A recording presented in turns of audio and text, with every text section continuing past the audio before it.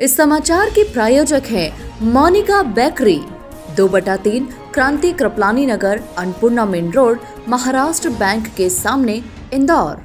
इस न्यूज के प्रायोजक हैं दास बेकर्स, स्थान Shiv Shakti villa, plot number 87, scheme number 103, दुकान नंबर 2, केशरबाग ब्रिज के पास, इंदौर।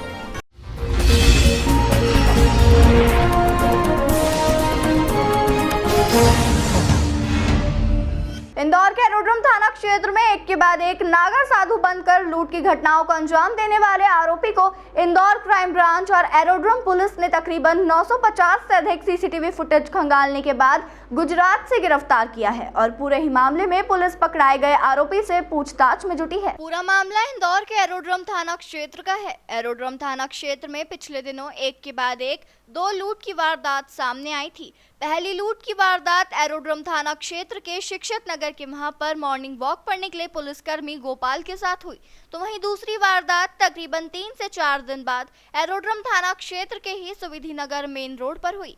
यहां पर पूर्व बीएसएफ में सेवाएं दे चुके चंद्रपाल तोमर को नागा साधु बनकर निशाना बनाया और लूट की वारदात को अंजाम दिया। वहीं दोनों ही फरियादियों ने इस बात की जानकारी पुलिस को दी थी कि नागा साधु और उनका एक चेला व्हाइट कलर की सफेद गाड़ी में आए थे। साथ ही नागा साधु ने रुद्राक्ष की माला और गमछा डाला था।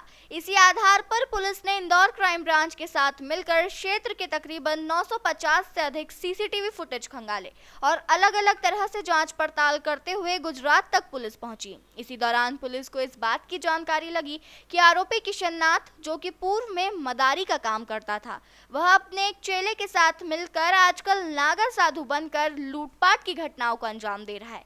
इसी जांच पड़ताल के दौरान पुलिस ने नागा साधु बनकर घटनाओं को अंजाम देने वाले किशन नाथ के गुजरात में स्थित कपड़गंज गांव में दबिश दी और वहां से आरोपी किशन नाथ को गिरफ्तार किया।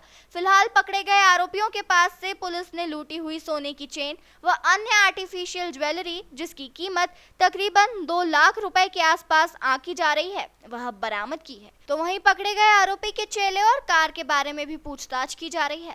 आरोपी किशन नाथ के बारे में पुलिस को इस बात की भी जानकारी लगी है कि उसने पूर्व में खरगोन में भी इस तरह से लूटपाट की घटना को अंजाम दिया था और उस समय खरगोन पुलिस ने आरोपियों और उसके चेले को गिरफ्तार किया था तथा जेल से छूटने के बाद इंदौर में आरोपी अपने चेले के साथ सक्रिय था और नागा साधु का भेष धरकर लूटपाट और धोखाधड़ी की वारदातों को अंजाम दे रहा था।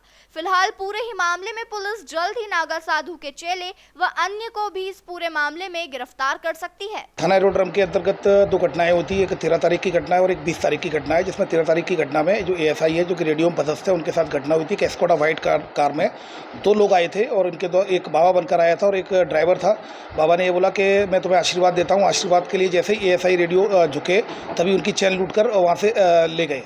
इसी तरह की घटना एक 20 तारीख को घटना हुई है, जिसमें कि अपने जो बीएसएफ में पदस्थ रिटायर्ड इंस्पेक्टर हैं, उनके साथ भी इस तरह की घटना हुई और कुल मिलाकर 2 एफआईआर रजिस्टर की गई लूट की, जिसमें एरोड्रम टीम के द्वारा कड़ी मेहनत करते हुए एडिशनल डीसीपी आलोक शर्मा के नेतृत्व में टीआई एरोड्रम के द्वारा कार्रवाई करते हुए और क्राइम ब्रांच की एक टीम थाना प्रभारी जितेंद्र चौहान और उसकी जो एएसआई देवेंद्र के साथ नेतृत्व में ये सब कंबाइंड एक मुहिम चलाई गई और इसमें गुजरात से जो खेड़ी डिस्ट्रिक्ट का कबड़गंज जहाँ का रहने वाला है ये आरोपी, उसको सीसीटीवी फुटेज लगभग 700 सीसीटीवी फुटेज देखे और गुजरात तक उन फुटेज को देखते हुए उस आरोपी के गांव तक पहुंचे और तब फिर वहां शोहरत पता की तो पता चला कि कबड़गंज में रहने वाला किशन नाथ पुत्र बाबूनाथ, इस तरह का उसकी शोहरत है। ये पहले भी इसी तरह की घटनाओं पकड़ा जा चुका है।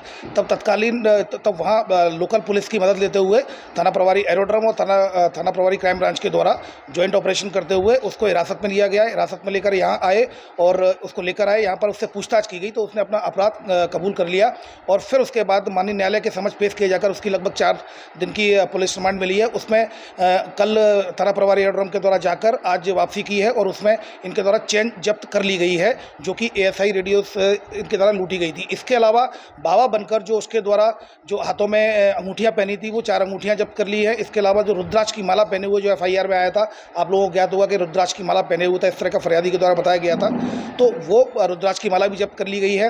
अभी और भी इसमें कुछ जब्ती की जानी है। इसमें खुलासा ये भी हुआ है पूछताछ में कि इनके द्वारा अन्नपूर्णा और तिलक नगर की जो 2 घटनाएं हुई थी बाबा बनकर, वो घटनाएं भी इनके द्वारा ही की गई है। दूसरा आरोपी फरार है जिसका नाम चेला है और उसमें भी थाना प्रभारी एरोड्रम के नेतृत्व में लगातार कार्रवाई चल रही है। उसको भी जल्दी से जल्द गिरफ्तार किया जाएगा। इसमें एक एस्कोटा गाड़ी भी जब्त की जानी है। इसमें यह भी ज्ञात हुआ है कि पिछले दिनों नागजिरी उज्जैन में 2 घटनाएं हुई हैं ऐसी, जिसमें कि जिनके द्वारा ये बताया गया पूछताछ में कि इनके द्वारा 2 घटनाएं उज्जैन में भी की गई हैं, वहाँ पर भी FIR है। प्लस इसके अलावा अन्य स्टेट्स में भी ये वांटेड हैं। कुछ फ़ोन आ रहे हैं लगातार, इलेक्ट्रॉनिक मीडिया के माध्यम से, प्रिंट मीडिया के माध्यम से बात पहुँच रही है। जयपुर से भी इसका संभवतः एक वारंट है जो कि थाना प्रभारी के पास फ़ोन आया है।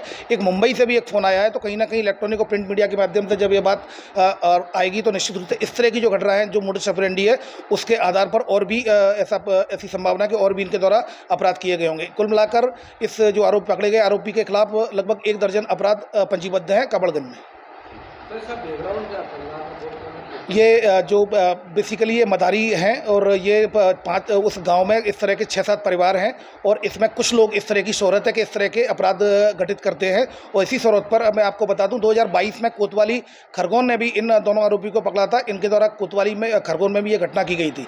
तो इनकी ये शोहरत है। इसमें निश्चित रूप से बहुत कड़ी मेहनत की गई है। थाना प्रभारी एरोड्रम और थाना प्रभारी जितेंद्र चौहान जो कि क्राइम ब्रांच के हैं, इन दोनों ने जो टीमें बनाई थी उसमें बहुत मेहनत करते हुए 700 कैमरे लगातार गुजरात तक, जो खेड़ी जो डिस्ट्रिक्ट है, वहाँ तक देखते हुए ये लोग चले गए। तो निश्चित रूप से ये काफ़ी सराहनीय कार्य है। जैसा कि मैंने बताया, पूछताछ में चल रही है। इस संभावना से भी इनकार नहीं किया जा सकता कि कार भी किसी दूसरे की हो। फिलहाल इनसे पूछताछ चल रही है। दूसरा आरोपी जो कि कार की व्यवस्था करता था, जिसका नाम चेला है, उसके पकड़े जाने पर इस बात का भी खुलासा होगा।